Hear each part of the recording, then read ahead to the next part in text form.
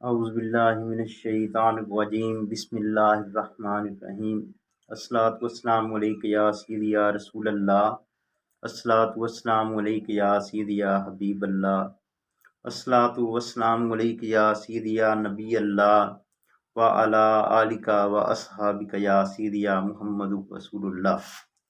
تمام سامعین ناظرین کو سید عابد حسین کی طرف سے السلام علیکم ورحمۃ اللہ وبرکاتہ۔ تو دوستو، ہم اس بات کو ڈسکس کر رہے تھے کہ نماز اور قرآن سے مشکلات کا کس طرح حل ممکن ہے۔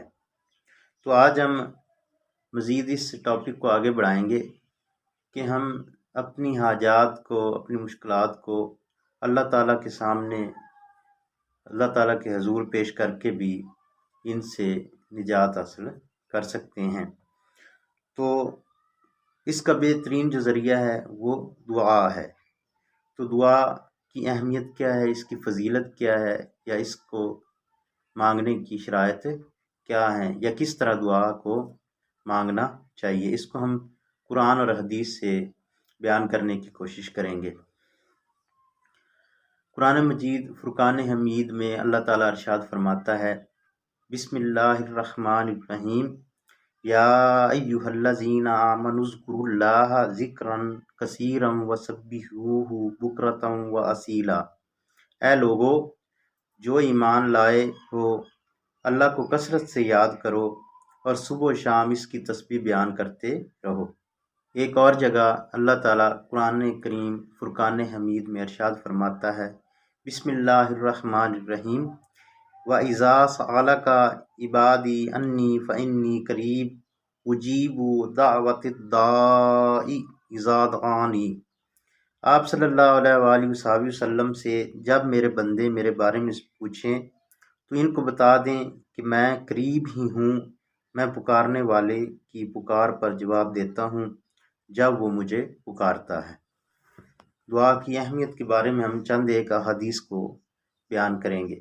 حضرت ابو ہریرہ رضی اللہ تعالیٰ عنہ سے روایت ہے کہ رسول اللہ صلی اللہ علیہ وآلہ وصحبہ وسلم نے فرمایا، جو کوئی چاہے کہ پریشانیوں اور تنگ دستیوں کے وقت اللہ تعالیٰ اس کی دعا قبول فرمائے تو اس کو چاہیے کہ عافیت اور خوشحالی کے زمانے میں دعا زیادہ کیا کرے۔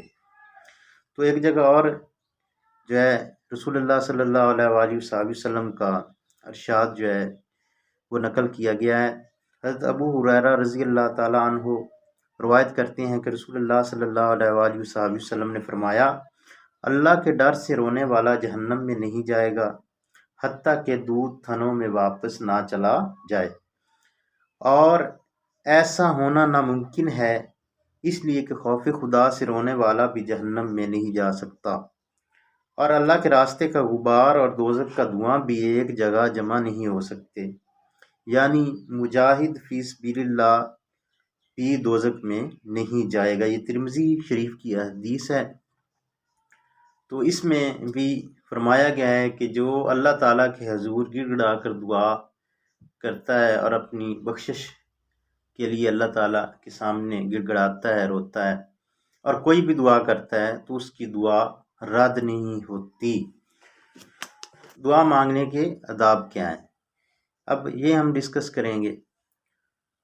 تو سب سے پہلے دعا کے لیے شرط یہ ہے کہ دعا کے اول آخر درود پاک پڑھنا چاہیے۔ صحیح جامع میں جو ہے وہ منقول ہے کہ ہر دعا معلق رہتی ہے جب تک کہ دعا کے ساتھ اول و آخر نبی اکرم صلی اللہ علیہ وآلہ وسلم پر درود نہ بھیجا جائے۔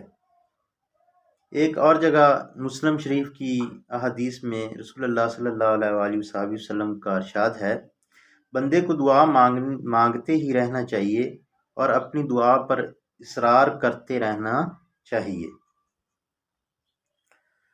ایک اور جگہ ترمذی شریف کی احادیث میں رسول اللہ صلی اللہ علیہ وآلہ وسلم نے فرمایا، جب تو سوال کرے تو اللہ تعالیٰ سے سوال کر، اور جب مدد طلب کرے تو اللہ سے مدد طلب کر۔ تو یہ تمام جو احادیث ہیں وہ دعا کی اہمیت اور فضیلت کے لیے ہیں۔ تو اب دعا کے لیے شرائط کیا ہونی چاہیے، اس کے آداب کیا ہیں؟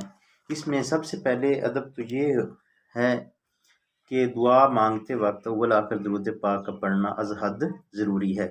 دوسری بات یہ ہے کہ جب بھی دعا مانگی جائے تو اللہ تعالیٰ کے سامنے گڑ گڑا کر دعا مانگنی چاہیے، اور اونچی دعا مانگنے کی بجائے جو ہے چپ کے دعا مانگنا بہتر ہے، دل میں دعا مانگنا بہتر ہے، کیونکہ اللہ تعالیٰ سمیع بصیر ہے، وہ دلوں کے بیتوں تک سے واقف ہے، تو وہ ہر چیز، ہر بندے کے ہر ارادے کو جانتا ہے اور اس کو بانپتا ہے، اس کو پتہ ہے، لہٰذا دعا چپ کے مانگنا بہتر ہے۔ اگر اجتماعی دعا ہو رہی ہے تو جو آدمی ہے، وہ دعا مانگنے والا جو آدمی ہے وہ اونچی آواز میں دعا مانگ سکتا ہے۔ پھر دعا مانگتے وقت اللہ تعالیٰ کا خوف جو ہے وہ دل میں ہونا چاہیے کہ اگر آج میں جس ہستی کے سامنے پیش ہوں، یا جس کائنات کی سب سے بڑی جو ذات ہے اس کے سامنے، اس کے حضور میں اپنی دعاؤں کے لیے جو ہے وہ حاضر ہوں، اگر اس در سے مجھے خیرات نہیں ملتی یا میری دعا قبول نہیں ہوتی تو میری تنگدستی یا میری مصیبت جو ہے وہ اس بارگاہ سے نہیں ٹلتی، تو پھر میرے لیے اور کوئی بارگاہ نہیں ہے، لہٰذا اللہ تعالیٰ سے گڑ گڑا کر خوف سے دعا مانگنا چاہیے۔ تو دعا مانگتے وقت خشوع خضوع سے کام لینا چاہیے، تمام تر دھیان جو ہے وہ اللہ تعالیٰ کی طرف بندے کا ہونا چاہیے، کہ دعا مانگتے وقت ادھر ادھر دھیان نہیں ہونا چاہیے، اللہ تعالیٰ کی وحدانیت، اللہ تعالیٰ کا خوف، اللہ تعالیٰ کا ڈر اور خشوع خضوع کے ساتھ مانگی گئی دعا جو ہے وہ سب سے زیادہ افضل ہے۔ تو آج کے لیے اتنا ہی۔ سید عابد حسین بخاری کو اجازت دیں۔ السلام علیکم۔